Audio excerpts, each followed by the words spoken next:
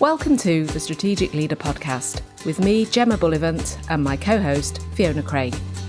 This podcast is for HR professionals and people-focused leaders from any function who want to think, act, and feel naturally more strategic. Enjoy the show.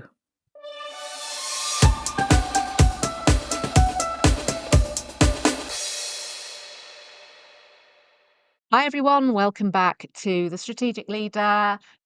Hi Fee, how are you doing? I'm doing well, Gem. How are you doing? All good, thanks Fee, all good. Now, I am really looking forward to today's conversation. Oh, yes. Why so?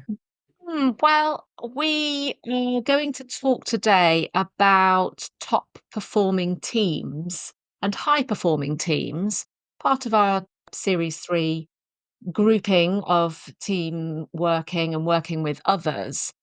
And I had this really interesting conversation with a business leader last week, and we were actually talking about bonus schemes. So, not really to do with developing our own team effectiveness, but the question of performance came up, as it often does with bonuses. And we were talking about what makes a high performing person, but also what makes a high performing team. And we were really looking at, is it the performance of the individual that we're interested in, or is it the performance of the team as a whole that we're really interested in from the context of this bonus scheme? It's such an interesting debate, isn't it? Because we may look at an individual and say, yep, they are a top performing individual, and therefore they need to be rewarded or recognized in some way. But it doesn't take into account the impact of how they have done that. So they may have hit their numbers, they may have delivered what needs to be delivered, but what's the impact on everybody else around them of them achieving those goals? And it's really, you can have one top performer, but it's very, very difficult to have a team of top performers without some real investment in that team. So for everybody to perform to their absolute best, it does require some effort and some thinking about it. Yes, and one thing that we touched on in our bonus conversation was that you may have, let's say you've got a team of 5 people and individually they are all superstars. Mm-hmm. That doesn't necessarily mean that that team is a sum of its component 5 superstars, Yes. because there's a systemic impact or lens to apply to how these superstars all work with each other, help each other in collaboration, or how they encourage each other, or how they focus on their relative strengths. And it called to mind football teams, where they're all brilliant individual football players, but that's only part of it because they've all actually got to play together brilliantly as well. Yeah. I think that's such a good point. When you're looking at a team, it's how much effort is made in service of the team rather than in service of myself. And that comes up a lot for me, certainly when I'm working with leadership teams, because you've got people who are kind of top of their game in their individual discipline, be that sales, be that, engineering, be that design, be that HR. They're representing their team. But when you put them together at a leadership team level, they can actually end up fighting or being competitive with each other rather than going, actually, we need to work together. So the idea about how do we make this team high performing in terms of the fact that we create lots and lots of value for our stakeholders across the business, that is a different thing from having one or two high performers within it. If you take a step back and think about teams that you are in or teams you have been in, from that perspective of how well do we work as a team, you're going to get a whole range of answers, aren't you? There's that question of, do people say what's on their mind in the room, or do they wait until the door shuts and have a chat with somebody one-to-one and start having some side conversations? Is there just a general lack of cohesiveness that everybody comes together, has a chat, and then goes off and does their own thing? And I've certainly been in teams that Oh, may me have too. qualified in one or more of those definitions in my time.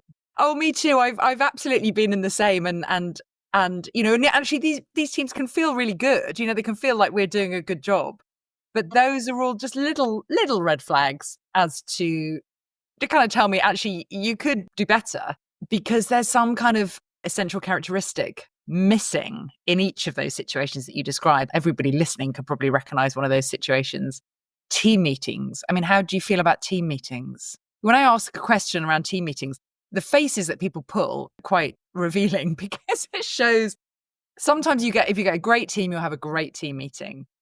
If there's something a little bit amiss with the team, that will show itself mostly within the team meeting. So it's really, I'm so interested when I ask that question.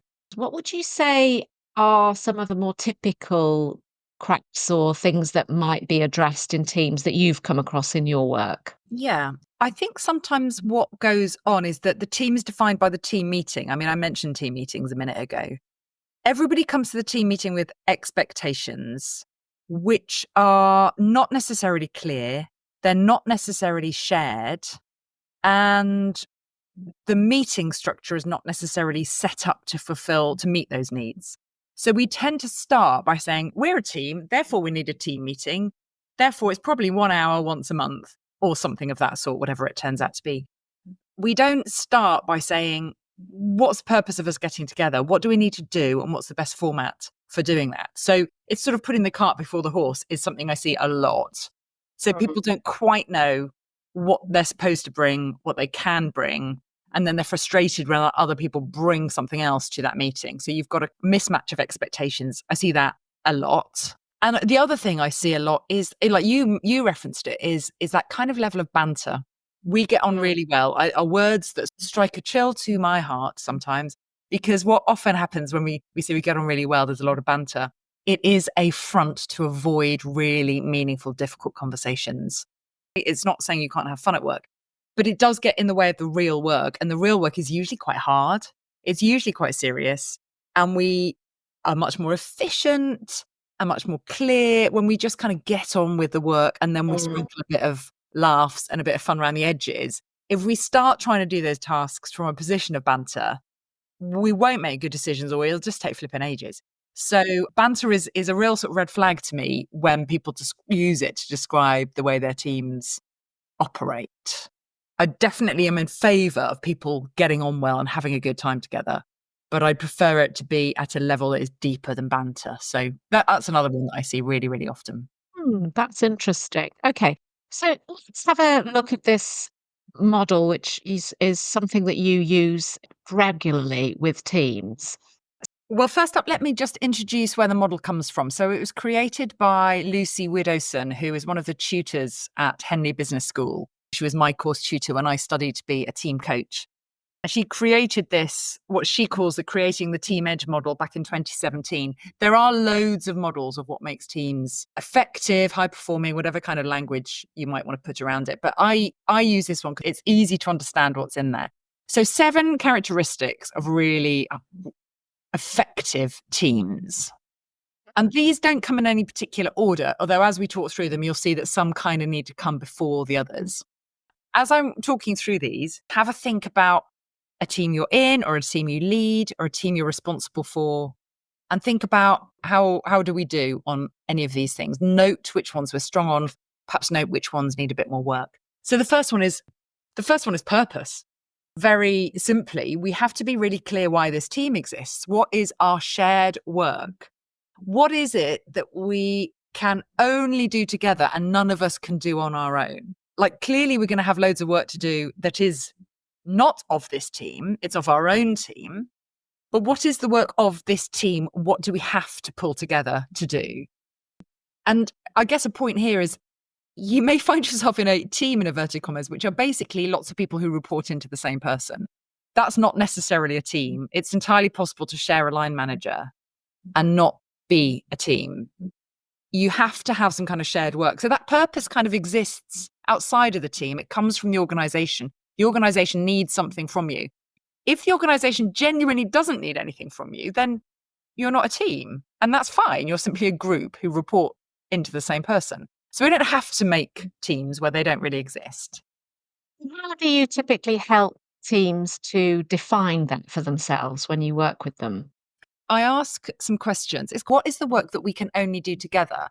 It might be that we translate the vision of the parent company into the delivery team who are going to be delivering it. It might be that we are responsible for representing all of the people in our team up to senior management level. There might be multiple different kind of purposes, but we just need to be quite explicit about what the work of this team is, because otherwise everyone will just bring everything that they need help or support with into the team. And actually many of those things can be resolved outside of the team. So being quite specific about what is the work of this team and what is not the work of this team. I like those two questions. And I like that frame that you suggested, which is what do we do together so that you're stepping away from your own component team? You're representing your area, whether it's a functional area or whether it's part of the functional area. But you're also wearing the hat of the collective team. And that's the hat that we're defining here. That language of wearing the hat we'll come back to. But I mean, just as an example, I was with a team last week and they are owned by a parent company in the States, and they had a message that they needed to deliver around the bonuses and the pay structure for the following year. And that had been negotiated with the parent company. That team, one of the jobs of that team was to filter that message down to the rest of the business in a way that was consistent and in a way that was clear and in a way that represented the best interests of the parent company and of the rest of the business that were going to hear this message. So that was their work, was to liaise between the parent and the message that the parent company is sending down and the reception of that message from the whole of the rest of the business, which, surprise, surprise, was, you're not going to get as much for pay rise as you hoped for. No surprise there. I'm sure many people had that message to deliver in the last few months. But that was, one of the parts of the work of that team, which is that we need to act as an umbrella to all of the people that kind of exist below us in the structure. And we need to act as a funnel for the messages that come down above. So it's that's an example. That is part of the work of that team. Yeah, that's a really good example. So that messaging is consistent and aligned and doesn't start to get fragmented according to the different ideas of each individual leader in that team. Okay, great. So we've got purpose. Well, they don't go in a specific order, but you've talked about this sort of consistency of message and what hat have I got on? And that takes us to a second one, which is the idea of identity. How is this team perceived by the people who are in it and by everybody else looking to them from the outside? So let's use the same team as an example. They've got this consistent message. They are sharing this consistent message. They are balancing the disappointment of the team with the strategic message of the parent company. They are consistently saying, I hear your disappointment, but this is long-term for the best, for the stability of the company, or whatever the message might have been. I'm not sure what it was.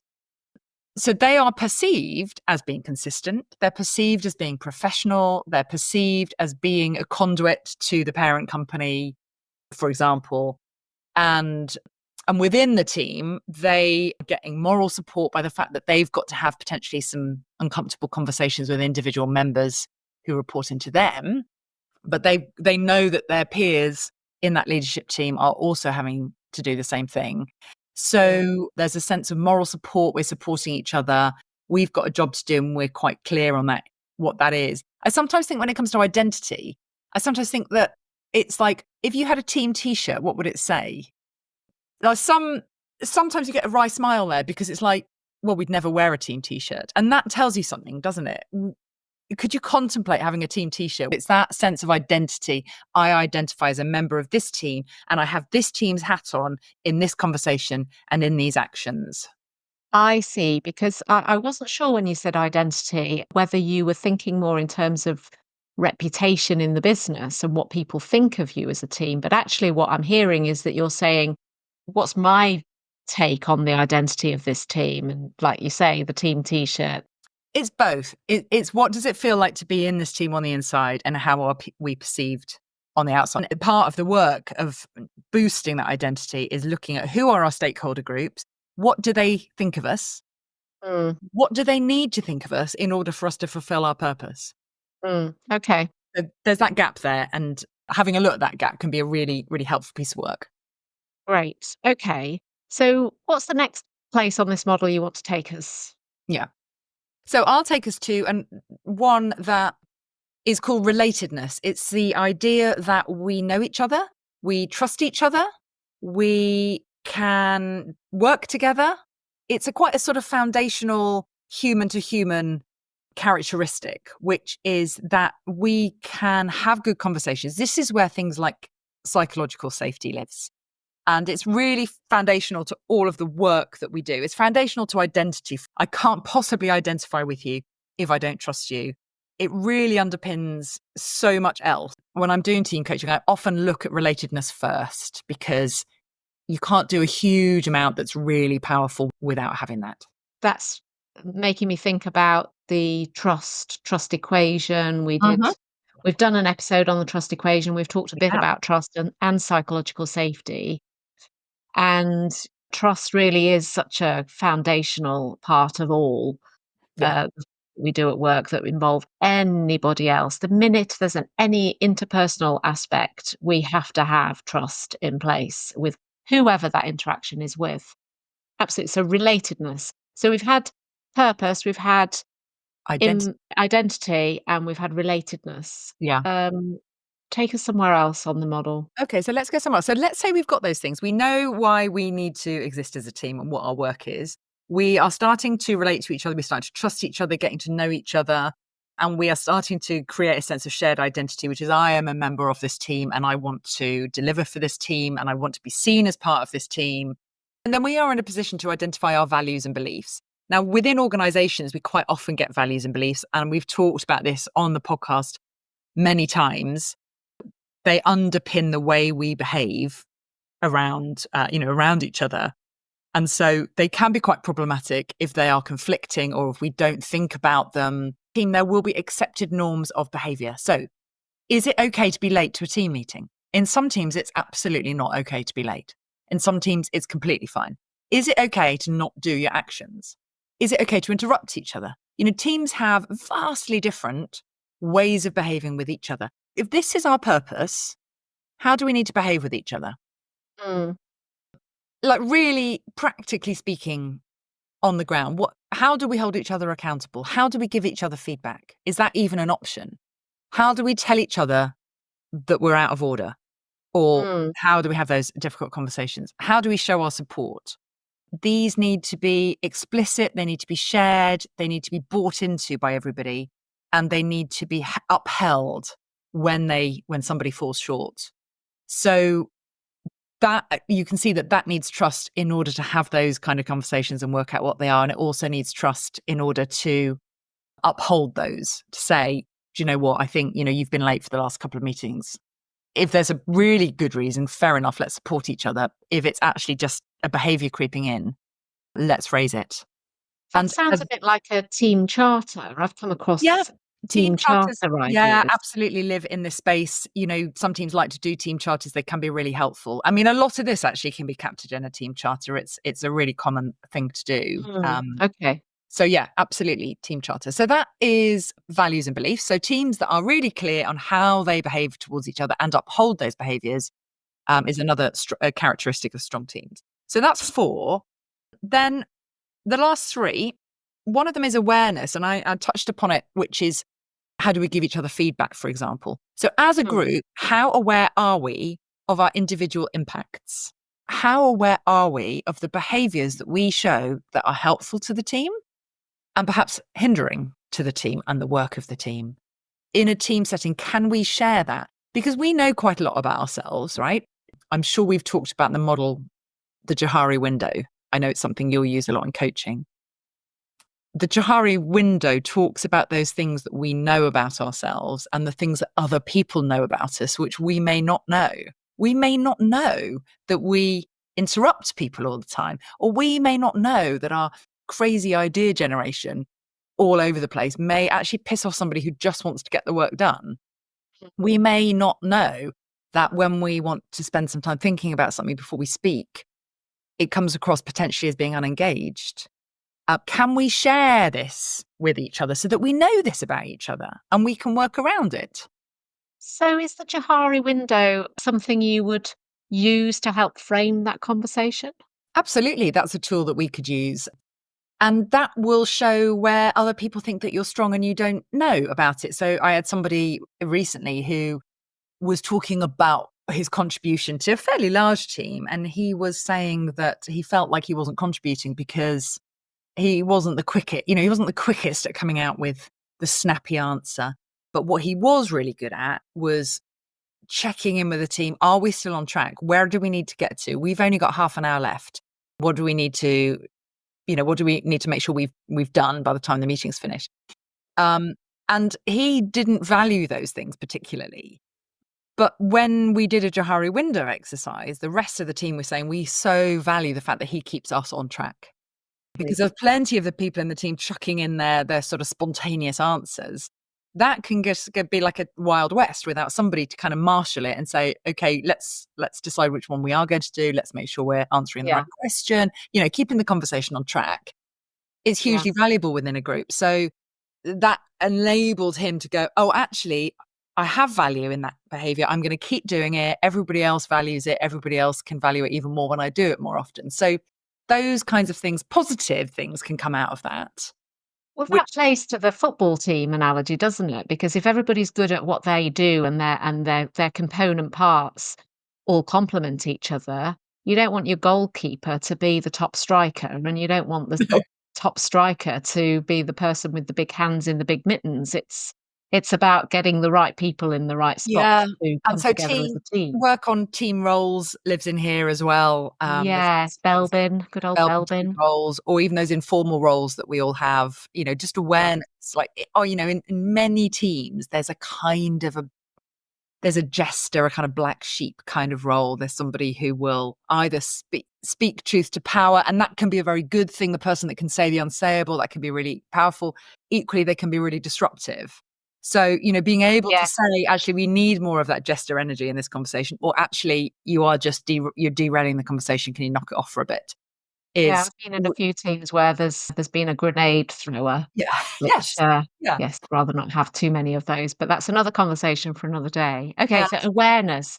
So there's two more? Two more. Okay, so one that we can do after we have established our purpose, after we've established our values and beliefs, after we've got this sense of identity, we trust each other, we know what goes on in the team, is simply ways of working. Many teams start with ways of working. As I said earlier, many teams start by meeting. Let's all have a team meeting and see what happens. Ways of working includes, how do we make decisions? How do we meet? How do we support each other? How do we hold each other accountable? What's our documentation? What are our systems? Where do we keep our actions? Where do we log our progress? Often these things can be set in stone, which is like, we have an hour a month, but we always overrun. Well, are you clear about what comes to that team meeting? Again, back to purpose. What is the work of this team? What is the work that we can only do together? I'll put money on the fact that people will bring to that team meeting all of their own individual issues, because sometimes it's the only time they get with their line manager or with the director or whoever's the team leader. But that's not the work of that team. If people are trying to bring their own individual agendas in, that's the work of the head of whatever that team is and the team leader. You could have that in a separate conversation.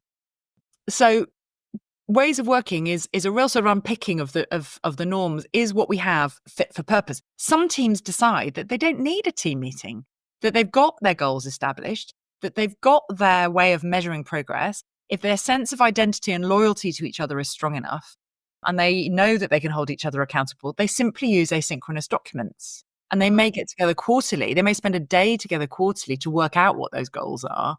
And then they just hold each other accountable for doing it. Maybe you don't need a team meeting. Okay. So ways of working is critical, but it comes later once you're really clear what your purpose is. Don't start with ways of working. If you'll just set up you need a monthly meeting or a fortnightly meeting or whatever it is, might not be the right answer. That's a great tip. Don't start with putting your monthly meeting in, start with the other things. And the final area of this model? So the final area of this model brings pretty much everything else together, it's called transformation. And it's, how do we keep learning and growing together? How do we keep learning with each other? How do we keep learning from each other? Because the challenge that the team is likely to be facing is probably going to keep changing. It probably isn't going to get any smaller and any easier. It's probably only going to get bigger and harder. So we have to keep adjusting the way that we do it. We have to keep adjusting how we behave. We have to keep adjusting how tuned into each other we are. There's a kind of active process of checking in with the team, say, how is this team growing together as a team? So Mm, that's the seventh characteristic of highly effective teams, is that they work on themselves as a team. It's not that we've all been on a course. mm, That's training. This is the space where team coaching lies, which is, what is the investment we are making in ourselves to check in on our purpose, to check in on our values and behaviors, to, reassess our ways of working periodically, to make sure that we are perceived in the way that we want to be perceived by the outside, and that we're all feeling proud to be a member of the team on the inside. That is work that needs to be done with teams, particularly senior leadership teams and boards of directors, I would argue. And so you can't just sort of do it once and then forget about it. It's sort of an ongoing process. So it's a kind of a discipline of conscious transformation, conscious investment in this team, which is the seventh one, which is transformation. So teams that are really effective will tick all of those 7 boxes. They will be clear on their purpose. They will have agreed and upheld values and beliefs. They will have a sense of shared identity. They will feel proud to be part of that team, and they will be tuned into how that team's perceived externally.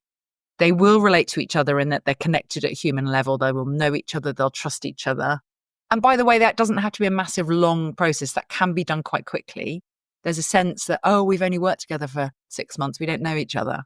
I think you can get to know each other really well, really powerfully in a matter of hours. So relation is a team that are aware and willing to be aware with each other about their strengths and weaknesses, and a team that is conscious about how they work and will tweak how they work to make sure it's fit for purpose, literally fit for the purpose, and a team that is aware of how they are transforming together, how they are changing and growing together in the face of probably the changing and growing challenges that they're facing on behalf of the business. So that's the 7 characteristics of this model that comes from Lucy Widdowson. It's a model that I use a lot because as we look at teams, it's interesting, you've brought a few examples in, Jem, but can you see some teams that you have worked with where either they've hit all of these or they're struggling with some of these things? Oh, definitely. I'm almost sort of tempted to do like a little rating system of, the relative strengths and gaps in each of those areas that you've described in relation to some of the teams that I've been in, and they've all been very different. Some have Mhm. worked really efficiently together. Ways of working has been really good, really clear, but perhaps hasn't quite kind of had that level of open debate. There's been a bit in that banter category, and then Yeah. others where maybe that's not been the case, but ways of working has been abysmal and, bringing all the wrong things to meetings. So there's all sorts of different things that are popping into my head. I suppose just to sort of close, what would be a tip or a suggestion that you could share for people listening, thinking, how do I start to think about the team that I'm in using this model? What would be my starting point? Where I start when I start with teams is I use some degree of questionnaire. And I've got some that are very sophisticated, literally kind of research tools, and some that are just casual questionnaires. And I'm really happy to share one in the show notes, which you can just ask of yourself, of your team, or you could share with your team members or pass to your team leader, just as a small resource to get people talking. Um, the very fact that if you are able to have a conversation about some of these things, that's a good indication that your team is heading in the right direction in terms of recognizing that working on the team can supercharge all of the work that comes out of that team. It can really band everyone together with a kind of collective impact rather than just the individual contributions that people can make on their own. So, Okay. as a starting point, I will share a really short questionnaire. You can have a look at it yourself. You can share it with your team. I guess the first watch out is do you, looking at that, do you think, oh, I'd never bring this up in a team meeting? Would be a first sign that maybe some work is required. And Yeah. it might be a kind of one-on-one conversation with the team leader to say, oh no, I found this thing. We don't really do any of this stuff. Yeah. What should I do? But hopefully it'll be something you could discuss in a team meeting, see what everyone thinks. Pick one. I mean, sometimes you have a team away days and it's not always obvious what to do. It's very easy to just focus on the day job and status updates, but maybe pick one of the 7 characteristics and spend some time leaning into it. Yes, that's a good tip. Well, thank you, Fee, for your insights and sharing some of the many things that you know about from team coaching in relation to team effectiveness and high performing teams. We'll put lots of the information in the show notes. Yeah. It's great to be here with you again. Thank you so much for listening. And thank you, Jem, for focusing in on one of my very favourite topics today. My pleasure. Thanks, everyone. Bye-bye.